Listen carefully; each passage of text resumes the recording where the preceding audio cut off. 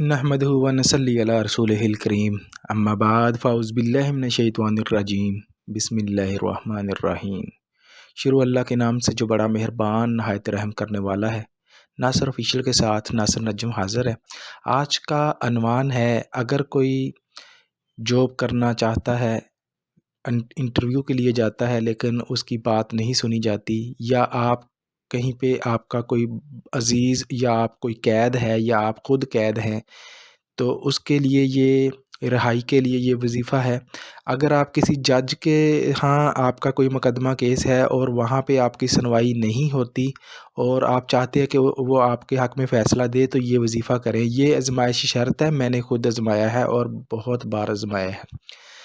میں نے یہ صرف اس لیے نہیں میں بنا رہا ہوں کہ جیسے دوسرے لوگ جو ہیں صرف اور صرف یوٹیوب پر ویڈیو ڈالنے کے لیے وظیفہ بتا دیتے ہیں، یہ ایسا کوئی نہیں ہے۔ میں آپ لوگوں کو گارنٹی کے ساتھ کہتا ہوں، لیکن آزمائش اس بات کی شرط ہے کہ آپ کا یقین 100% ہونا چاہیے اس پر کہ جو میں آپ کو وظیفہ بتا رہا ہوں آپ نے اس یقین کے ساتھ کرنا ہے کہ جیسے سورج کا مشرق سے نکل کر مغرب میں طلوع ہوتا ہے نا، ایسے ہی اس وظیفے پر آپ کا یقین ہونا چاہیے کہ جتنا یقین سے آپ پڑھیں گے نا، اللہ تعالیٰ اتنے ہی یقین کے ساتھ اتنی جلدی آپ کی مشکلات کو حل کر دے گا۔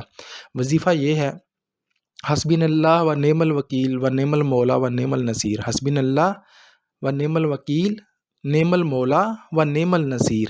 یہ آپ نے اس وقت تک یہ تسبیح کرتے رہنا ہے، کرتے رہنا ہے، کرتے رہنا ہے، جب تک کہ آپ کے حق میں وہ فیصلہ نہ ہو جائے، جب تک کہ آپ کا کام وہ پورا نہ ہو جائے، تب تک آپ نے اٹھتے بیٹھتے آپ نے یہ جو تسبیح ہے نا یہ کرتے ہی رہنا ہے۔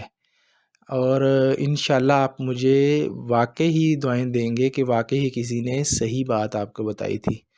اور قرآن میں اتنی تاثیر ہے کہ اللہ تعالیٰ فرماتا ہے، اے محمد صلی اللہ علیہ وسلم، ہم نے یہ قرآن تم پر اتارا، اگر کسی پہاڑ پر اتارتے تو وہ ریزہ ریزہ ہو جاتا۔ اتنی تاثیر ہے اس قرآن مجید میں، لہٰذا اللہ تعالیٰ اس کو سمجھنے کی توفیق عطا فرمائے۔ وآخر دعوانا الحمدللہ رب العالمین۔